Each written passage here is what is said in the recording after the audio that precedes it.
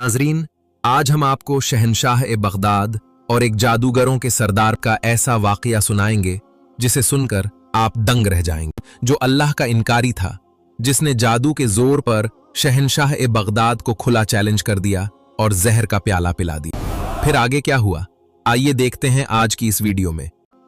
बहुत पुराने जमाने की बात है, जब जमीन के एक दूर दराज खित्ते में सूरज अपनी पूरी आब व ताब के साथ नहीं बल्कि अपने पूरे कहर के साथ चमकता था।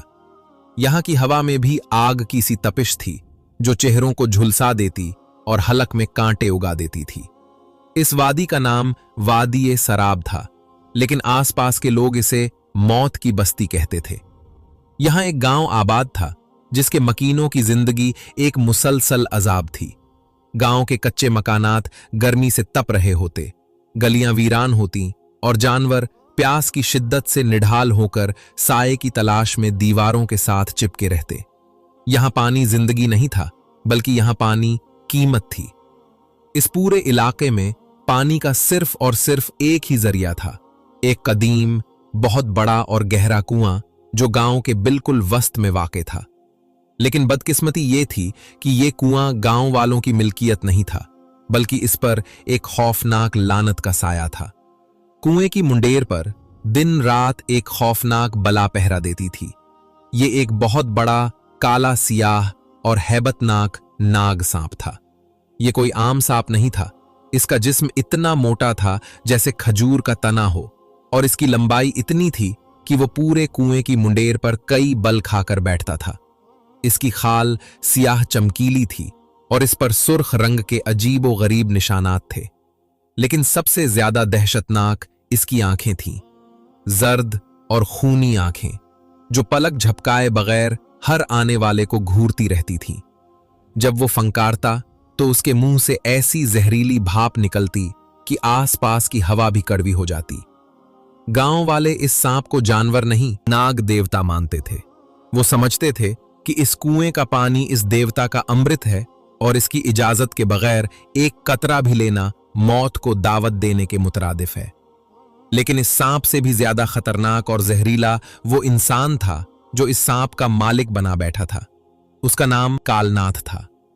कालनाथ एक इंतहाई मक्कार, जालिम और जादूगर इंसान था। उसका हुलिया देखकर ही बच्चे डर के मारे माओं की गोद में छुप जाते। उसकी आंखों में लालच और तकब्बुर का ऐसा तूफान था जिसने पूरी बस्ती को अपनी लपेट में ले रखा था।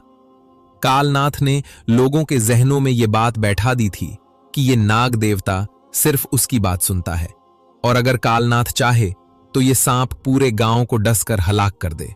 इस खौफ की वजह से पूरा गांव कालनाथ का गुलाम बन चुका था। दोपहर का वक्त था, सूरज सवा नेजे पर था। प्यास से लोगों का बुरा हाल था। कुएं के गिर्द एक लंबी कतार लगी हुई थी, लेकिन यह कतार पानी भरने वालों की नहीं बल्कि अपनी दौलत लुटाने वालों की थी। कानून यह था कि जो सोना देगा वही पानी पिएगा। मंजर दिल दहला देने वाला था। एक कमजोर बूढ़ा जिसके हाथ कांप रहे थे कालनाथ के सामने आकर गिड़गिड़ाया, महाराज रहम करें, मेरे घर में 3 दिन से पानी का एक कतरा नहीं है। मेरे पोते प्यास से बेहोश हो रहे हैं। मेरे पास देने को कुछ नहीं बचा। सब कुछ तो आप ले चुके हैं। बस एक घड़ा पानी दे दें, मैं जिंदगी भर आपकी गुलामी करूंगा। कालनाथ, जो कुएं के पास एक ऊंचे चबूतरे पर शाहीना अंदाज में बैठा था, हकारत से हंसा। उसने अपने हाथ में पकड़े हुए त्रिशूल को जमीन पर मारा। गुलामी? तेरे जैसे बूढ़े और कमजोर की गुलामी मुझे नहीं चाहिए। उसकी आवाज में सांप जैसी फंकार थी। नाग देवता को नजराना चाहिए। सोना लाओ, चांदी लाओ या अपनी इज्जत गिरवी रखो। खाली हाथ आने वालों के लिए यहां सिर्फ मौत है। बूढ़े ने रोते हुए कहा, महाराज, देवता तो पालनहार होते हैं, वो तो अपने बंदों पर रहम करते हैं। ये कैसा देवता है जो प्यासों को मार रहा है? यह सुनना था कि कालनाथ का चेहरा गुस्से से सुर्ख हो गया। उसने कुएं की तरफ इशारा किया और जोर से कुछ मंत्र पढ़ा। कुएं की मुंडेर पर बैठे हुए काले नाग ने अचानक अपना फन उठाया। इसका फन इतना बड़ा था जैसे कोई छतरी खुल गई हो। उसने एक जोरदार फंकार मारी। श्श! इस फंकार की आवाज सुनकर मजमे में भगदड़ मच गई।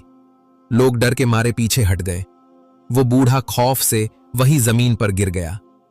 कालनाथ चिल्लाया, देखा, देवता नाराज हो गया। तेरी इस गुस्ताखी की सजा ये है कि अब तुझे पानी नहीं मिलेगा। जा, मर जा अपनी प्यास के साथ। खबरदार, अगर किसी ने इसे पानी दिया तो ये नाग रात को उसके घर जाकर उसे डस लेगा। लोग बेबसी से देख रहे थे। वो जानते थे कि कालनाथ की धमकी खाली नहीं होती।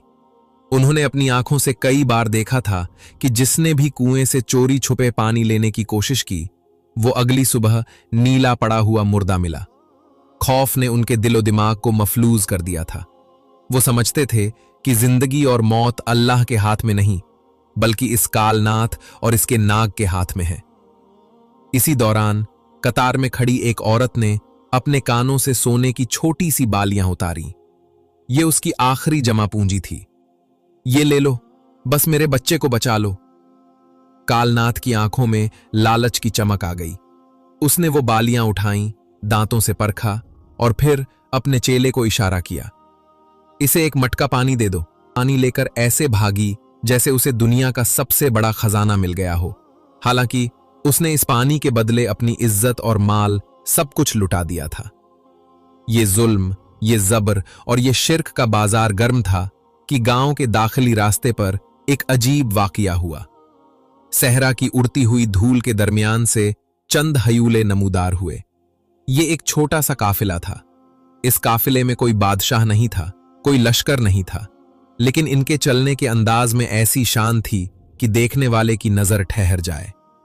सबसे आगे एक नूरानी चेहरे वाली हस्ती चल रही थी। कांधे पर चादर, सर पर अमामा और हाथ में एक असा, लाठी। उनका चेहरा सूरज की तपिश के बावजूद ऐसे चमक रहा था जैसे 14वीं का चांद। उनकी आंखों में वो सुकून था जो तूफानों को थाम लेता है। ये अल्लाह के वली, शहनशाह बगदाद, सैयदना शेख अब्दुल कादिर जिलानी रहमतुल्लाह अलैह थे। आपके साथ आपके चंद वफादार शागिर्द भी थे। सफर की तवालत और गर्मी की वजह से उनके होंठ खुश्क थे और चेहरों पर गर्द जमी हुई थी, लेकिन उनके हौसले बुलंद थे। वो दीन हक की तबलीग और अल्लाह की वहदानियत का पैगाम लेकर इस वीरान इलाके में पहुंचे थे। जैसे ही ये काफिला गांव की हुदूद में दाखिल हुआ, एक अजीब सी खामोशी महसूस हुई। सुलेमान, जो शहनशाह बगदाद के खादिम थे, उन्होंने चारों तरफ देखकर कहा, या मुर्शिद, ये कैसी बस्ती है? यहां की हवा में उदासी और खौफ रचा हुआ है। ऐसा लगता है जैसे यहां के लोग किसी भारी मुसीबत में गिरफ्तार हैं। शहनशाह बगदाद ने अपनी बसीरत अफरोज निगाहों से बस्ती का जायजा लिया। आपने एक गहरी सांस ली और फरमाया, सुलेमान, जहां खालिक को छोड़कर मखलूक की पूजा की जाए, वहां रहमत के फरिश्ते नहीं आते, वहां सिर्फ खौफ बसेरा करता है। मुझे यहां से शिर्क और जुल्म की बू आ रही है। ये लोग प्यासे हैं, लेकिन इनकी रूह की प्यास जिस्म की प्यास से ज्यादा है। वो चलते चलते गांव के वस्त की तरफ बढ़े। गांव वाले इन अजनबी मुसाफिरों को हैरत से देख रहे थे। ऐसे पाकीज़ा चेहरे उन्होंने पहले कभी नहीं देखे थे। एक मुकामी आदमी ने, जिसके कपड़े फटे हुए थे, आहिस्ता से शहनशाह बगदाद का रास्ता रोका। ए मुसाफिर, उसने डरी हुई आवाज में कहा, वापस चले जाओ। ये जगह तुम जैसे लोगों के लिए नहीं है। यहां सिर्फ मौत का राज है। शहनशाह बगदाद ने शफकत से उसके कंधे पर हाथ रखा। आपके लम्स में ऐसी ठंडक थी कि इस आदमी को लगा जैसे उसकी सारी थकावट उतर गई हो। आपने मुस्कुरा के पूछा, मेरे भाई, अल्लाह की जमीन पर मौत का नहीं, जिंदगी का राज होता है। तुम लोग इतने खौफजदा क्यों हो और ये मजमा क्यों लगा हुआ है? इस आदमी ने कुएं की तरफ इशारा किया जहां कालनाथ बैठा कह कहे लगा रहा था और नाग फन फैलाए बैठा था। देखो उसे, वो हमारा खुदा है, वो नाग देवता। इस कुएं पर उसका कब्जा है। जब तक हम सोना नहीं देते, वो हमें पानी नहीं देते। हमारे बच्चे प्यास से मर रहे हैं, लेकिन हम बेबस हैं। अगर हमने कुछ कहा तो वो नाग हमें डस लेगा। ये सुनकर शहनशाह बगदाद के चेहरे का रंग बदल गया। वो जलाल जो अल्लाह के दुश्मनों के लिए होता है, आपकी पेशानी पर नमूदार हुआ। आपकी आंखों में एक ऐसी चमक आ गई जिसे देखकर वो आदमी भी कांप गया। आपने फरमाया, ला हौल वला कुव्वता इल्ला बिल्लाह। अफसोस है तुम पर, तुम इंसान होकर, अशरफुल मखलूकात होकर एक रेंगने वाले कीड़े से डरते हो। तुम इस अल्लाह को भूल गए जिसने समंदर बनाए, दरिया बहाए और आसमान से पानी बरसाया। तुम एक सांप को रिज्क का मालिक समझ बैठे।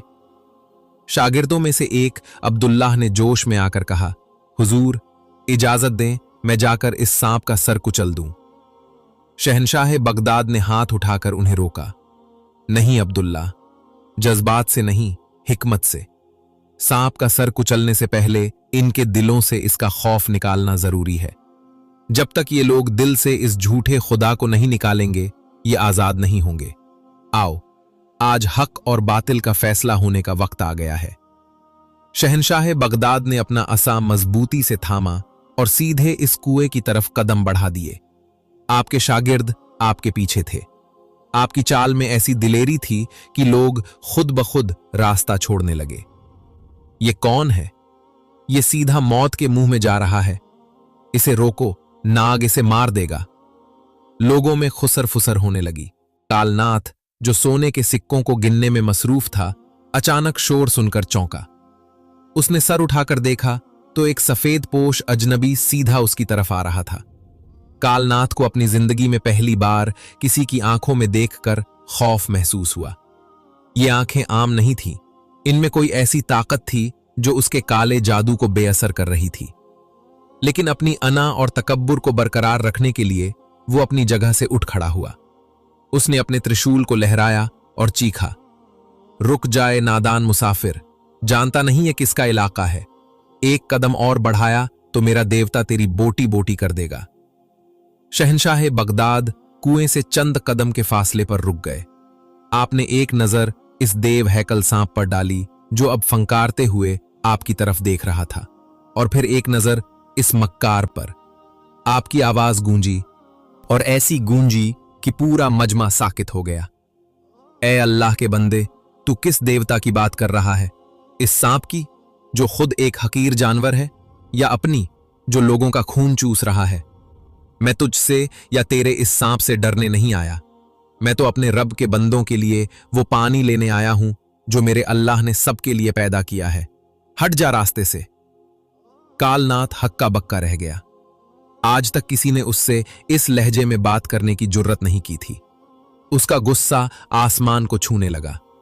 उसने सोचा कि अगर आज इस मुसाफिर को जिंदा छोड़ दिया तो उसका सारा रोब खत्म हो जाएगा। उसने एक शैतानी मुस्कुराहट के साथ कहा, अच्छा, तुझे पानी चाहिए? बहुत शौक है मरने का? तो आ ले पानी, लेकिन याद रख, पानी से पहले तुझे मेरे नाग देवता के जहर का सामना करना पड़ेगा। उसने सांप की तरफ रुख किया और जोर जोर से अजीब व गरीब मंत्र पढ़ने लगा। जाओ महाराज, खत्म कर दो इसे, दिखा दो अपनी ताकत। सांप ने जैसे ही हुक्म सुना, उसका जिस्म तन गया। उसकी आंखें अंगारों की तरह सुर्ख हो गईं। उसने एक खौफनाक सीटी जैसी आवाज निकाली और तीर की तरह शहनशाह बगदाद की तरफ झपटा। कालनाथ के चेहरे पर एक शैतानी मुस्कुराहट थी। वो अपनी जीत के नशे में चूर था कि उसका ये वार खाली नहीं जा सकता। लेकिन तारीख गवाह है कि जब हक सामने आता है तो बातिल की तनाबें खुद ब खुद कर जाती हैं। शहनशाह बगदाद सैयदना शेख अब्दुल कादिर जीलानी रहमतुल्लाह अलैह अपनी जगह से 1 इंच भी नहीं हिले। ना आपके चेहरे पर खौफ का कोई शायबा था, ना ही आपने अपने बचाव के लिए कोई हथियार उठाया। आपकी नजरें इस झपटते हुए सांप की जर्द आंखों में गड़ी हुई थीं। जैसे ही सांप आपके करीब पहुंचा, आपने अपना दायां हाथ, जिसमें असा थामा हुआ था, हल्का सा बुलंद किया और अपनी पुरजलाल आवाज में फरमाया, रुक जा, अल्लाह के हुक्म से। ये अल्फाज नहीं थे, ये गोया आसमानी बिजली का कड़का था। मंजर देखने वालों की आंखें फटी की फटी रह गईं। वो सांप जो पूरी रफ्तार से हमला करने आ रहा था, फजा में ऐसे रुक गया जैसे किसी नादीदा दीवार से टकरा गया हो। उसका जिस्म अकड़ गया। उसकी वो खौफनाक फंकार जो दिल दहला देती थी, यकदम एक दबी हुई सिसकी में बदल गई। वो सांप जिसे कालनाथ ने सालों के जादू और मंत्रों से काबू कर रखा था, जमीन पर गिर पड़ा। लेकिन यह गिरना हमला करने के लिए नहीं था, वो नाग शहंशाह बगदाद के कदमों के करीब गिरा और अपना फन जमीन पर रख दिया, जैसे कोई पालतू जानवर अपने मालिक के सामने दुम हिलाता है। उसकी आंखों से वो खूनख्वार वहशत गायब हो गई थी और उसकी जगह एक अजीब सी ताबेदारी ने ले ली थी। पूरे मजमे पर सकता तारी हो गया। ये नामुमकिन था, ये हो ही नहीं सकता था। नबी के कदमों में लौट रहा था। शहंशाह बगदाद ने सांप की तरफ देखा और नरमी से फरमाया, ए अल्लाह की मखलूक, तुझे भी मेरे रब ने पैदा किया है। तू इंसानों को डराने और उनका रिज्क रोकने के लिए नहीं बनाया गया था। तुझे किसने ये हक दिया कि तू अल्लाह के बंदों का पानी रोके? हैरत अंगेज तौर पर सांप ने अपना फन हिलाया, जैसे वो उनकी बात समझ रहा हो। कालनाथ का हाल देखने वाला था। उसकी मुस्कुराहट गायब हो चुकी थी और चेहरे पर हवाइयां उड़ रही थीं। उसका मुंह खुले का खुला रह गया। वो पागलों की तरह अपने चबूतरे से नीचे कूदा और सांप की तरफ भागा। ये क्या कर रहा है तू? कालनाथ चीखा। उठ, डस ले इसे, मैं तेरा मालिक हूं, मैं तुझे हुक्म देता हूं। उसने अपनी जेब से कुछ काली राख निकाली और सांप की तरफ फेंकी। साथ ही वो जोर जोर से अपने मंत्र पढ़ने लगा। वो चाहता था कि सांप दोबारा भड़क उठे, जाग नागराज जाग। लेकिन आज मंत्रों की तासीर खत्म हो चुकी थी। सांप ने शहंशाह बगदाद के कदमों से सर उठाया और कालनाथ की तरफ देखा। इस बार उसकी आंखों में दोबारा वही गुस्सा आ गया था, लेकिन यह गुस्सा शहंशाह के लिए नहीं, बल्कि इस जादूगर के लिए था जिसने उसे कैद कर रखा था। सांप ने कालनाथ की तरफ रुख करके एक जोरदार फंकार मारी। श्श! कालनाथ खौफ के मारे पीछे गिरा और लड़खड़ाकर जमीन पर गिर गया। वो सांप जो कल तक उसका गुलाम था, आज उसका दुश्मन बन गया था। शहंशाह बगदाद ने मुस्कुराते हुए फरमाया, देख लिया कालनाथ, देख लिया तुम सबने। यह है तुम्हारा देवता, जो एक इंसान के कहने पर रुक गया और अपने ही पुजारी को डराने लगा। याद रखो, कायनात में कोई चीज अपनी मर्जी से नफा या नुकसान नहीं पहुंचा सकती सिवाय अल्लाह के। ये सांप न खुदा है न देवता, ये तो अल्लाह का एक अदना सिपाही है। ये पहचानता है कि कौन अल्लाह का दोस्त है और कौन अल्लाह का दुश्मन। फिर आपने सांप को हुक्म दिया, जा इस कुएं को छोड़ दे और पहाड़ों में चला जा। आज के बाद तू किसी इंसान को नुकसान नहीं पहुंचाएगा, ये मेरा तुझे हुक्म है। सांप ने जैसे सर तस्लीमे खम किया।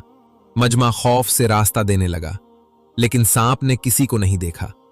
वो सीधा बस्ती से बाहर वीरान पहाड़ों की तरफ निकल गया और आंखों से ओझल हो गया।